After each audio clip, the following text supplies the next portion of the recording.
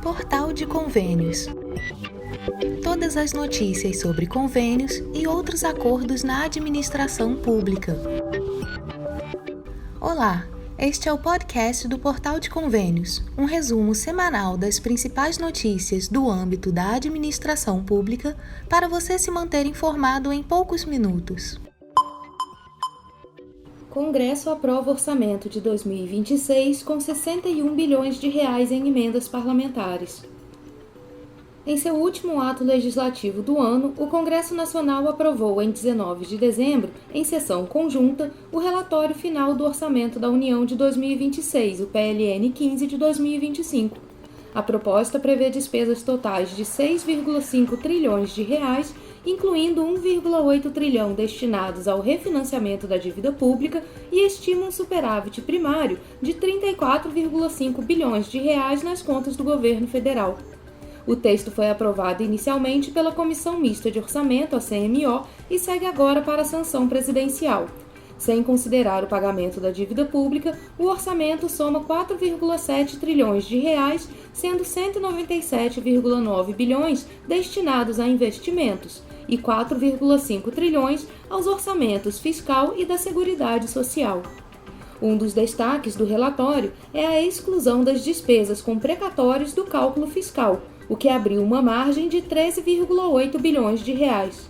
Segundo o relator da proposta, deputado Isnaldo Bulhões Júnior, do MDB de Alagoas, a folga foi possível principalmente devido à reestimativa de receitas em 13,2 bilhões de reais e foi usada em grande parte para atender emendas parlamentares.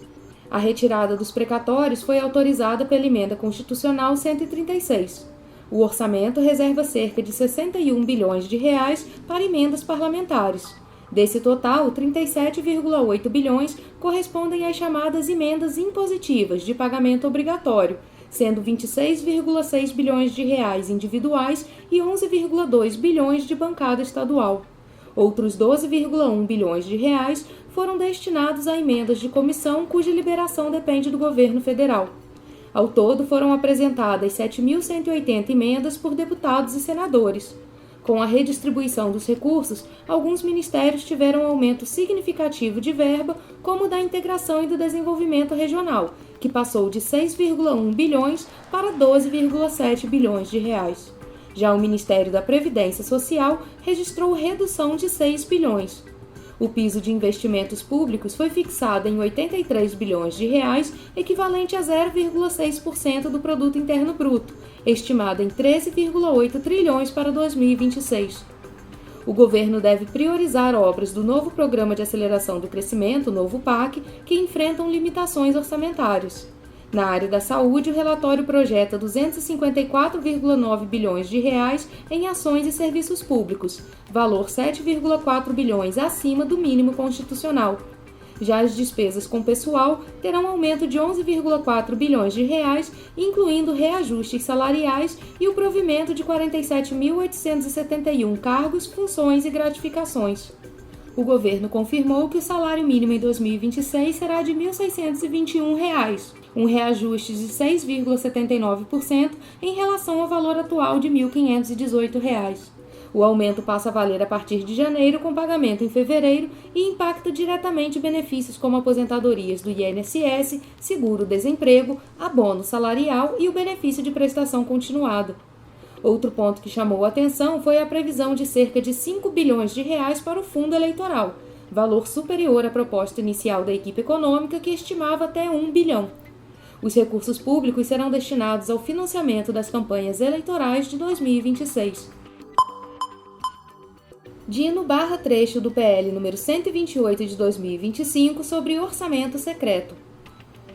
O ministro do Supremo Tribunal Federal, Flávio Dino, suspendeu no último domingo 21 de dezembro os efeitos do artigo 10 do projeto de lei PL número 128 de 2025, aprovado pelo Congresso Nacional, que autoriza o pagamento das chamadas emendas de relator RP9, conhecidas como orçamento secreto. O dispositivo permite a revalidação de restos a pagar desde 2019, despesas empenhadas, mas não quitadas, que haviam sido canceladas por uma lei aprovada em 2023. Pelo texto, esses valores poderiam ser pagos até o fim de 2026, incluindo recursos de emendas parlamentares. O impacto estimado para os cofres públicos é de cerca de 3 bilhões de reais. A decisão tem caráter liminar e ainda será submetida ao referendo do plenário do STF. A medida foi tomada no âmbito de uma ação apresentada por deputados federais e pelo partido Rede Sustentabilidade. Segundo os autores, dos aproximadamente 1,9 bilhão de reais em restos a pagar de emendas parlamentares inscritos no orçamento desde 2019, cerca de 1 bilhão tem origem em emendas de relator. O projeto foi aprovado pelo Senado em 17 de dezembro e encaminhado para a sanção presidencial. O presidente Lula tem até 12 de janeiro para sancionar ou vetar o texto. Em caso de veto ao dispositivo, o ato deverá ser comunicado ao ministro relator da ação. Na decisão, Dino afirma que a revalidação de restos a pagar não processados ou já cancelados relacionados às emendas de relator é incompatível com o atual regime jurídico. Ele escreveu que se trata de ressuscitar modalidade de emenda cuja própria existência foi reputada inconstitucional pelo STF. Dino também fixou o prazo de 10 dias para que a Presidência da República apresente informações sobre a compatibilidade da revalidação das emendas de relator com a responsabilidade fiscal e com o plano de trabalho homologado pelo plenário da Corte. O impasse sobre a liberação das emendas começou em dezembro de 2022, quando o STF entendeu que as emendas chamadas de RP8, emendas de comissão, e RP9 eram inconstitucionais. Após a decisão, o Congresso Nacional aprovou uma resolução que mudou as regras de distribuição de recursos por emendas de relator para cumprir a determinação da Corte. No entanto, o PSOL, partido que entrou com a ação contra as emendas, apontou que a decisão continuava em descumprimento. Em agosto do ano passado, Dino determinou a suspensão das emendas e decidiu que os repasses devem seguir critérios de rastreabilidade. No início deste ano, o STF homologou o plano de trabalho no qual o Congresso se comprometeu a identificar os deputados e senadores responsáveis pelas emendas ao orçamento e os beneficiários dos repasses. A decisão também liberou o pagamento das emendas que estavam suspensas. Segundo Dino, em tal plano de trabalho, contudo, não há previsão quanto à possibilidade de ressuscitação de restos a pagar, o que evidencia que a disciplina ora impugnada extrapola os parâmetros institucionais e as balizas fixadas em conjunto pelos três poderes para a superação das inconstitucionalidades então reconhecidas.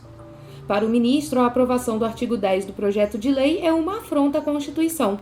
Ele afirmou verificar indícios de que o projeto de lei complementar impugnado promove violação ao devido processo constitucional orçamentário, à responsabilidade fiscal e às cláusulas pétreas sobre separação dos poderes e direitos e garantias fundamentais da Constituição Federal.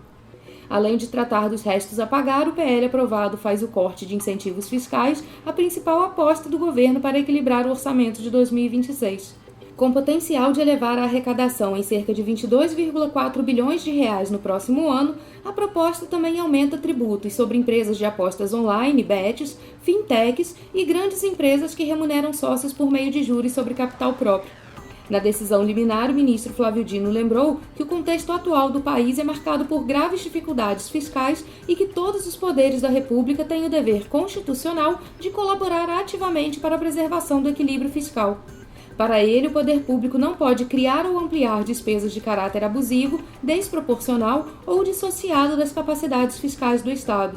O ministro escreveu que tal dever de contenção projeta-se de modo inequívoco sobre práticas problemáticas como a proliferação de penduricalhos remuneratórios no âmbito do Poder Judiciário e das funções essenciais à Justiça, Ministério Público, Advocacia Pública e Defensoria Pública, bem como sobre a concessão reiterada e pouco transparente de benefícios fiscais a determinados setores econômicos sem avaliação consistente de impacto orçamentário e financeiro. Dino afirmou que a mesma lógica constitucional de contenção deve incidir com rigor sobre tentativas de reativação de recursos oriundos de emendas parlamentares à margem do ciclo orçamentário regular. Ele destacou que os três poderes estão diante do inadiável dever de cumprir os ditames constitucionais da responsabilidade fiscal para que haja fidelidade à ética no exercício dos cargos mais elevados da República. Gastos públicos superam a arrecadação e devem fechar 2025 em 5,2 trilhões de reais. 5 trilhões e 200 bilhões de reais, o equivalente ao produto interno bruto em 2024 do segundo maior produtor de petróleo do mundo, a Arábia Saudita. Esse é o valor que a Confederação das Associações Comerciais e Empresariais do Brasil, CACB, estima com base na plataforma Gasto Brasil que o país vai gastar com despesas primárias, ou seja, aqueles gastos que efetivamente saem dos caixas da União, Estados, Distrito Federal e municípios. O levantamento indica que os desembolsos têm crescido a cada ano, o que revela um descontrole por parte das contas públicas. É o que afirma o coordenador do Gasto Brasil e consultor da CACB, Cláudio Queiroz. Em 2023, demorou 341 dias para poder bater 4 trilhões.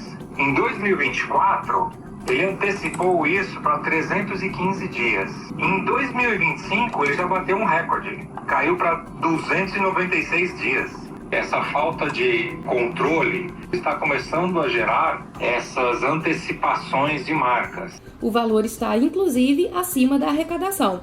A plataforma Impostômetro da Associação Comercial de São Paulo, a CSP, estima que o governo central, que soma todas as receitas tributárias das 3 esferas federais, fechará o ano com 4 trilhões de reais arrecadados. Para poder pagar essas despesas, estados e municípios recorrem à União, que por sua vez emite novos títulos da dívida pública, uma espécie de empréstimo com investidores privados para financiar o pagamento das contas. Esses gastos movimentam a economia, geram emprego e renda. A taxa de desemprego de 5,4% é a mais baixa já medida no país, mas também aceleram a inflação, diminuindo o poder de compra, principalmente dos mais pobres. Para contê-lo, o Banco Central torna o acesso ao crédito mais custoso com o aumento da taxa básica de juros, a Selic, atualmente no maior patamar das últimas 2 décadas. Para piorar esse cenário, existem outros entraves que impedem o desenvolvimento do país. O custo Brasil é composto por burocracias, regras fiscais pouco claras, desafios logísticos e infraestruturais que encarecem a produção e prejudicam a competitividade. Flávio Roscoe, presidente da Federação das Indústrias do Estado de Minas Gerais, revela que ainda há custos ocultos que acrescentam mais uma camada de dificuldade, como encargos. O custo da energia com que a gente consome em casa não chega a 30% do nosso consumo total energético, porque o nosso consumo total energético, grande parte dele é nos produtos e serviços que a gente adquire. Não na conta de casa, hein? Você está pagando todo o custo da luz em todos os produtos e serviços. E tem 50% de encargo lá. Metade é encargo do governo, metade é energia. Esses encargos são cobrados para concessão de benefícios sociais, como a tarifa social de energia. O dirigente defende tais políticas, mas afirma que deveriam ser feitas a partir da arrecadação com alíquotas diferenciadas em impostos e não de maneira velada com encargos setoriais. O custo Brasil é um termo que engloba todas as dificuldades estruturais, burocráticas e econômicas que tornam o ambiente de negócios brasileiro mais caro e complexo do que em outros países, agindo como um tributo invisível. Para a CACB, o custo Brasil refere-se aos entraves que encarecem a produção e os negócios no país, prejudicando a competitividade. O painel Gasto Brasil é uma forma de monitorar o custo Brasil a partir da fiscalização de despesas públicas.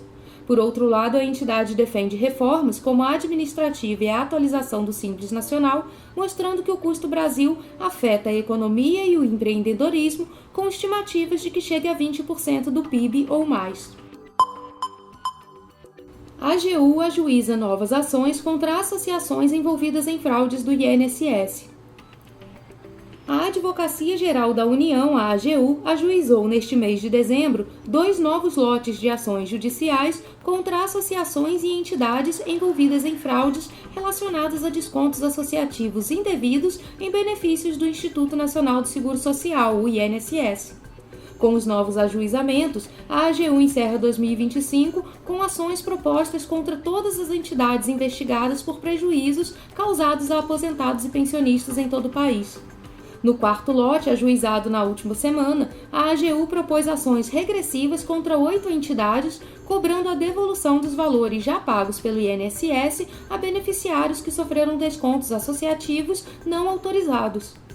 As ações têm como base o direito de regresso da autarquia previdenciária e decorrem do acordo celebrado no Supremo Tribunal Federal em julho, que viabilizou o ressarcimento administrativo das vítimas. Os valores cobrados referem-se aos pagamentos realizados até novembro e podem ser atualizados. A AGU informou que novas ações regressivas poderão ser ajuizadas conforme o INSS consolide dados de outros pagamentos efetuados a aposentados e pensionistas lesados. Para o advogado-geral da União, Jorge Messias, o ajuizamento do último lote de ações confirma a atuação técnica do órgão. Segundo ele, a iniciativa comprova o que o órgão sempre afirmou e defendeu. A AGU atua de forma técnica, responsável e segura, pautada exclusivamente pelo conjunto probatório disponível, sem proteger ou perseguir qualquer entidade, sempre em defesa do patrimônio público federal. O terceiro lote, apresentado no início de dezembro, reuniu 8 ações cautelares com pedido de bloqueio de bens de associações e sindicatos.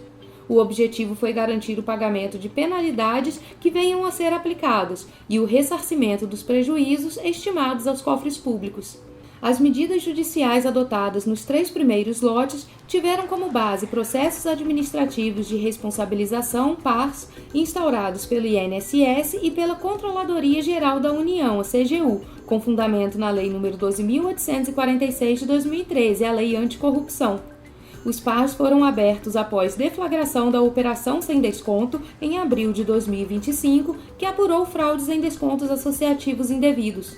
Concluídas as apurações administrativas, os processos foram encaminhados à AGU para a adoção das providências judiciais cabíveis.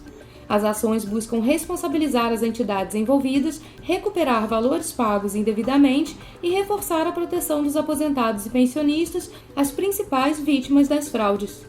A expectativa do governo federal é que a atuação conjunta do INSS, CGU e AGU iniba novas irregularidades e fortaleça os mecanismos de controle sobre descontos em benefícios previdenciários. Ao todo, a AGU requereu o bloqueio de 6,6 bilhões de reais de associações, pessoas físicas e jurídicas por meio de 37 ações cautelares ajuizadas até o momento. Decisões liminares já determinaram bloqueio de 4,4 bilhões de reais. Desse total, 514 milhões de reais já foram efetivamente bloqueados por meio do sistema de busca de ativos do Poder Judiciário, além da constrição de 17 imóveis e 76 veículos. Somam-se a isso outros 135 milhões de reais cobrados por meio das ações regressivas do quarto lote. Até o momento, o INSS já ressarciu 2,74 bilhões de reais a mais de 4 milhões de beneficiários que contestaram os descontos realizados em seus benefícios. O segundo lote, ajuizado entre 25 e 29 de setembro, reuniu 14 ações em face de 12 entidades associativas e 3 empresas de tecnologia. Já os primeiros pedidos de bloqueios de bens foram apresentados ainda em maio contra outras 12 entidades associativas, 6 consultorias, 2 escritórios de advocacia e 3 empresas.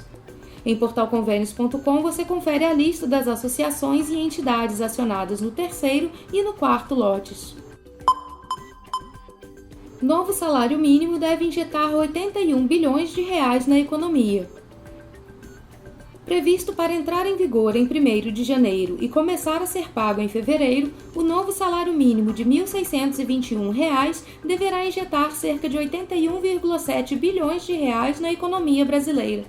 A estimativa é do Departamento Intersindical de Estatística e Estudos Socioeconômicos, o DIEESE, e leva em conta os impactos sobre a renda, o consumo e a arrecadação, mesmo em um cenário de maior rigidez fiscal. De acordo com o DIEESE, aproximadamente 61,9 milhões de brasileiros terão rendimentos diretamente influenciados pelo novo piso nacional.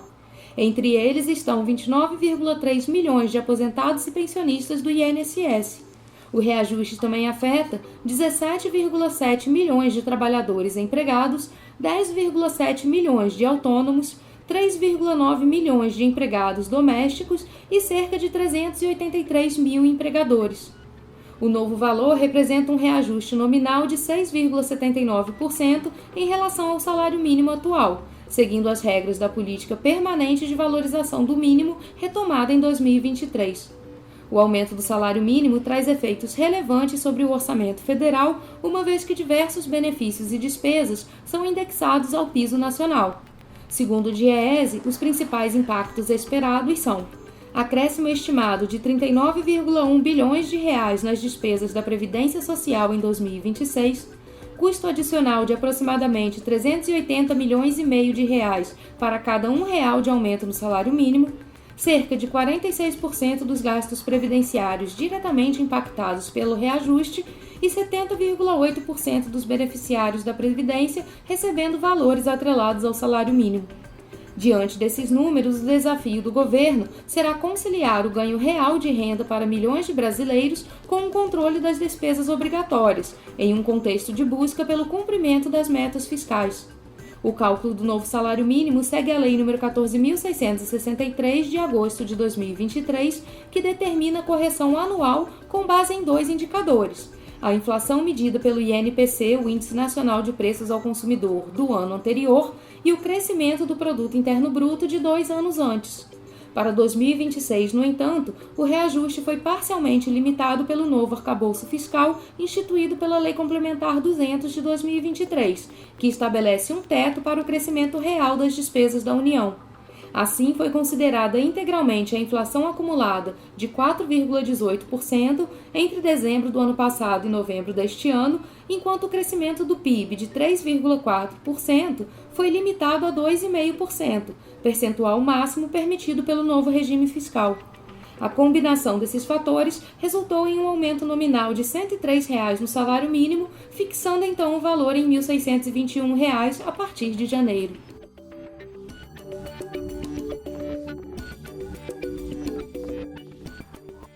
Você ouviu mais um podcast do Portal de Convênios, te atualizando sobre projetos, prazos e ações em administração pública. Continue se informando em nosso site portalconvenios.com. Até a próxima!